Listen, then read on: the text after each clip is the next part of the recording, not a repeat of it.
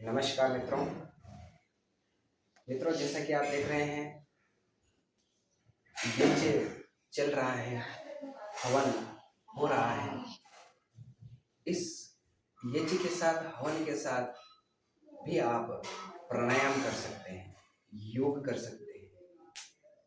उससे लाभ ये होगा कि यज्ञ में जो गाय के गोबर के कंडे इसमें जल रहे हैं, साथ ही इसमें अलग अलग प्रकार की सुविधा इसमें जल रही है। साथ ही इसमें जो सांकल्य दिया गया है वो अलग अलग जड़ी बूटियों का इसमें दिया गया है, और गाय के घी से भी ये जो यज्ञ हो रहा है, तो इससे जो औषधियां इसमें डाली गई हैं, जो गाय का घी इसमें डाला गया है, वो आपकी प्राण शक्ति के द्वारा आपके भीतर जाता है और आपके भीतर के जितने भी रोग होते हैं उनको खत्म करता है, नष्ट करता है। आपके भीतर के रोग हैं उनको ठीक करता है। तो यज्ञ के साथ कपालभाति,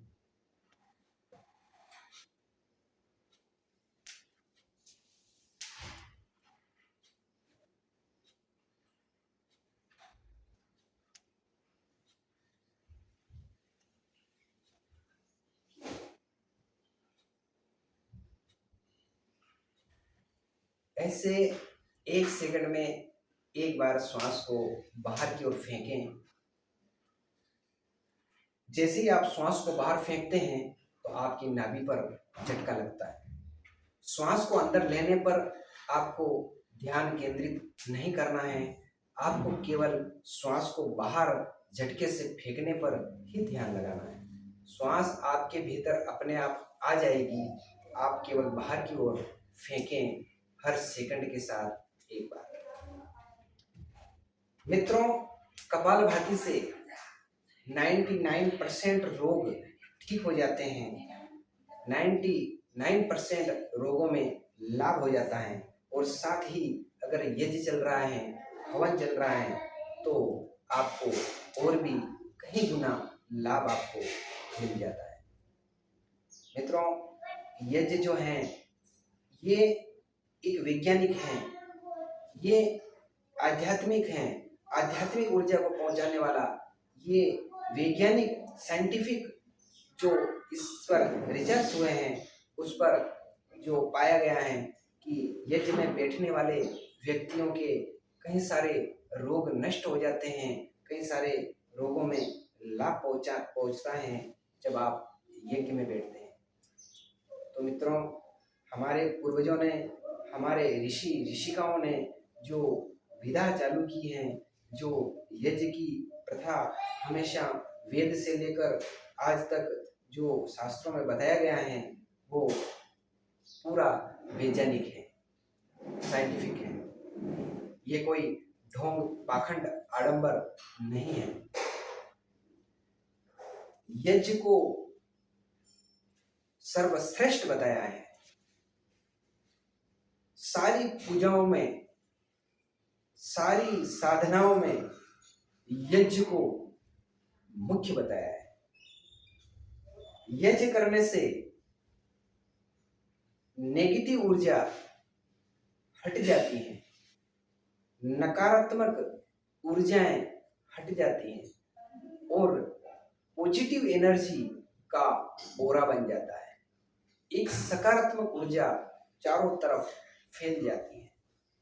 जहां पर यज्ञ होता है वहां पर भूत, प्रेत, डाकिनी, पिशाचनी, भूत, प्रेत, डाकिनी, पिशाचनी और ग्रह, नक्षत्र कोई भी आपको बाधाएं नहीं पहुंचाते, आपको कोई नुकसान नहीं पहुंचाते।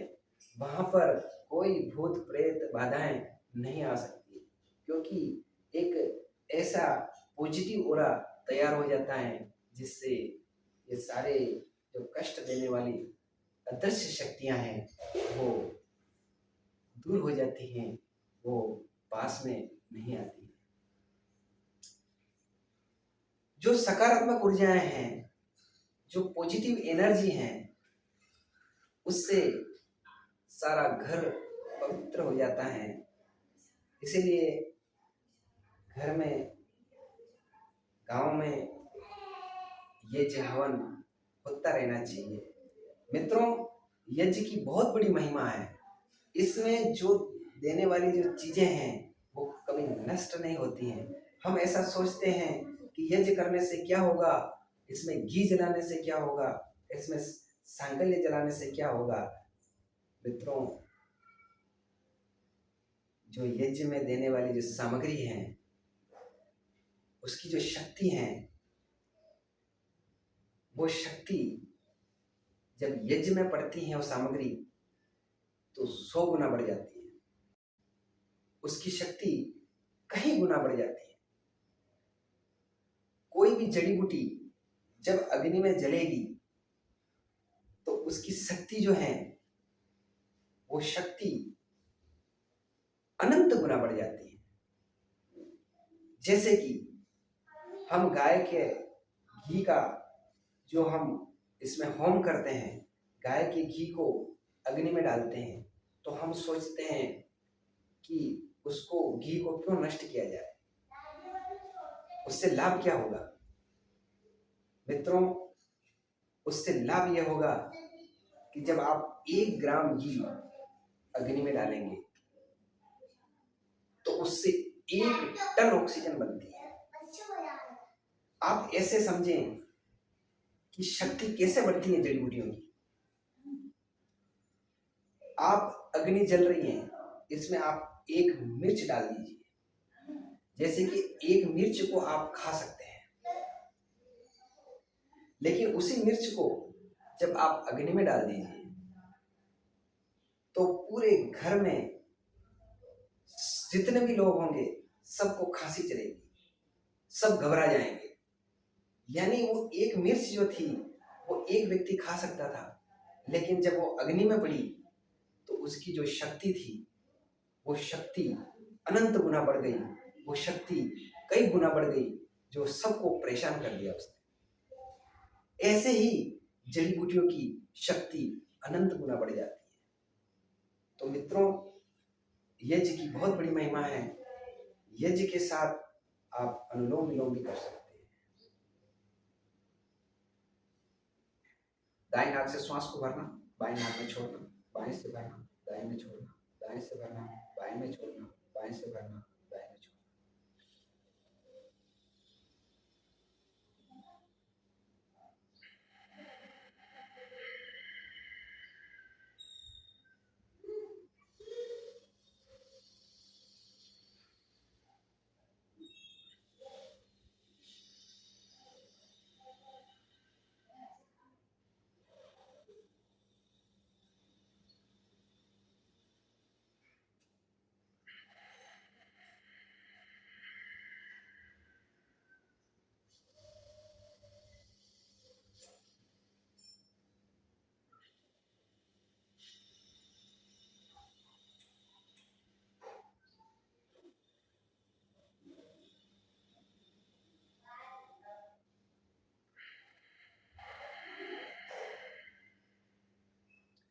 अनुलोम विलोम।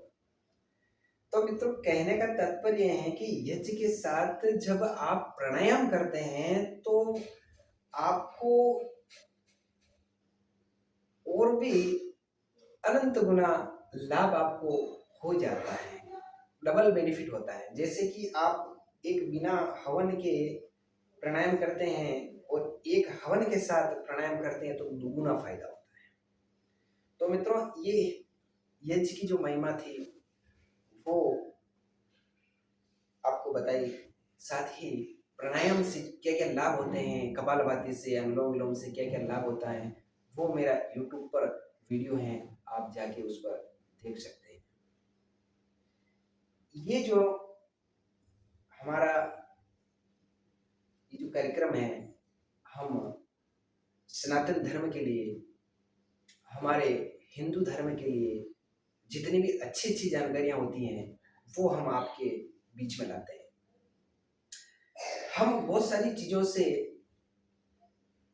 वंचित हैं, क्योंकि कुछ समय ऐसा निकला है जिसके बीच में हम विदेशी आक्रांताओं के गुलाम हो गए थे। पहले हम मुगलों के गुलाम हुए, फिर हम अंग्रेजों के गुलाम हुए।